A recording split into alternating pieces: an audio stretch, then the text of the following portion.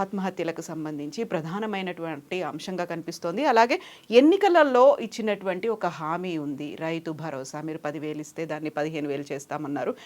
ఇప్పుడు సంక్రాంతి తర్వాత దాన్ని 12,000కు మేము పెంచుతున్నాము. మేక్ ష్యూర్ అందరికీ అందేలా చూడండి అని కలెక్టర్లతో కూడా చేశారు. సో ఇప్పుడెందుకు సడన్‌గా మీరు కాంగ్రెస్ పార్టీ ఇద్దరూ రైతుల గురించే మాట్లాడడం మొదలుపెట్టారు? అంటే మేమేం కాదు యాక్చువల్గా మా ఫోకస్ అంతా కూడా ముందు నుంచి ఈరోజు కాదు.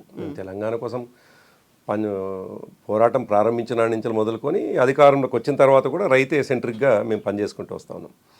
రైతు ఎందుకు సెంట్రిక్ అంటే ఇది రైతు రాజ్యం కాబట్టి రైతు తోనే వెల్త్ క్రియేట్ అవుతుంది, రైతు సుభిక్షంగా ఉంటేనే ఈ దేశం బాగుపడుతుంది అనేది మేము బలంగా నమ్మిన మా పార్టీ అధ్యక్షులు కేసీఆర్ గారు కూడా ఆయన ఫోకస్ అంతా కూడా ప్రభుత్వానికి వచ్చిన తర్వాత ఇమీడియట్గా ఆయన ఫోకస్ అటు ప్రాజెక్టుల పైన ఆ తర్వాత రైతాంగం పైన ఇదంతా దాని పర్యవసానం మనం చూసినాం, దాని కొనసాగింపు చూసినాం.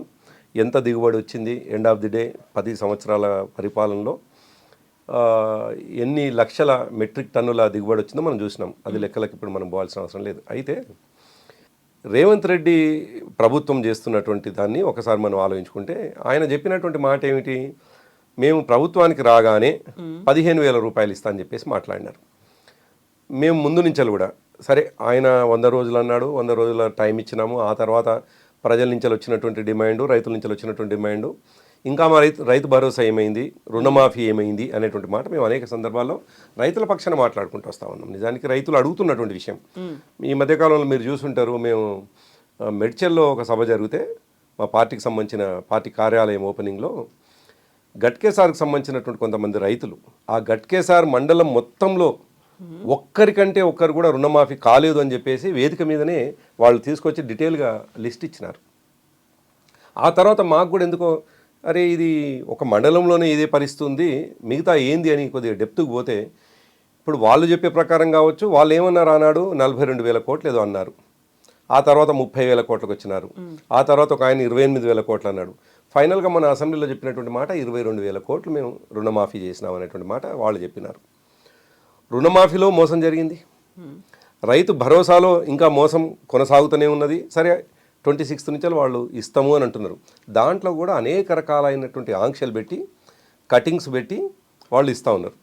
దానికి మేము 72 లక్షల మందికి రైతు రుణం అనేది భరోసా ఇస్తే, రైతు బంధు ఇస్తే వాళ్ళు 40 లక్షలు దాటట్లేనట్టుంది బహుశా వాళ్ళ లెక్కల ప్రకారం.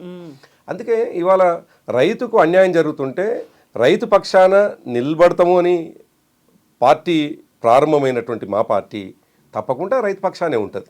నిజానికి మాకేం పోటీ లేదు. మేమేమంటున్నాం అంటే మేము ముందు నుంచి ఒక మాట చెప్తా ఉన్నాం స్పష్టంగా, 5 సంవత్సరాల కోసం ఎన్నుకున్నటువంటి ఆ ప్రభుత్వం తప్పకుండా ఆ ప్రభుత్వం చేసేటువంటి పనులని ప్రశ్నిస్తుంటాం.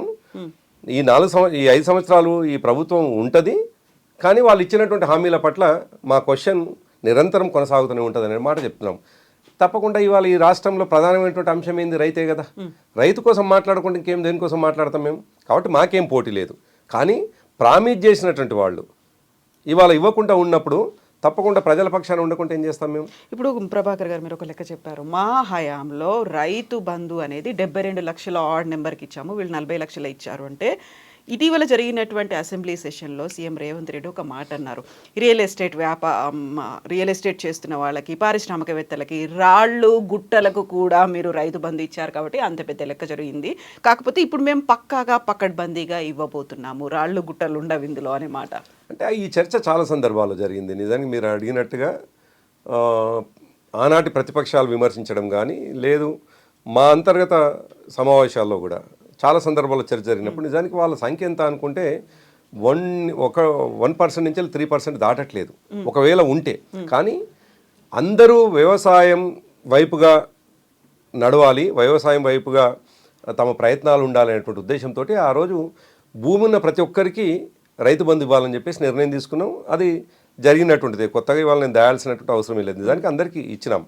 అయితే కాలక్రమేణా ఆ రోజు ఇచ్చిన దాన్ని కొనసాగింపే కదా ఇవాళ వ్యవసాయం ఒక అద్భుతమైనటువంటి వెల్త్ క్రియేట్ చేసేటువంటి పరిస్థితికి చేరుకున్నది.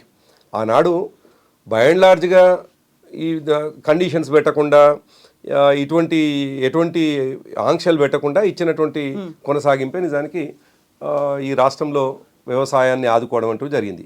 సరే, వాళ్ళు వాటిపైన ఆంక్షలు ఇప్పుడు ఉన్నటువంటి వాళ్ళు గతంలో ఏదన్నా కొంత అటు ఇటుగా జరిగి ఉంటే దాన్ని సరిచేస్తున్నామని అంటున్నారు. అట్లని 30 లక్షల మందికి ఇవాళ కటింగ్ పెడతా ఉన్నారు.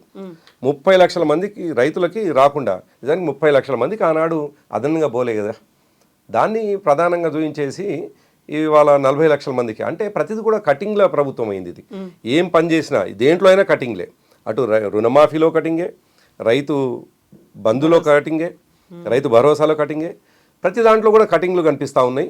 మేము అందుకే ఏమంటున్నాం, మీరు ఇచ్చినటువంటి హామీకి కట్టుబడి ఉండండి.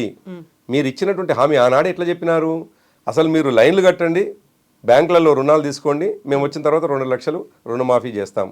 ఏది దాదాపు 55 నుంచి 60% దాటలేదు, ఇంకా 40% రుణమాఫీ ఉంది, మిగిలిపోయి ఉంది. మరి వాళ్ళకి చేయాలి కదా, దానికోసమే మా పోరాటం.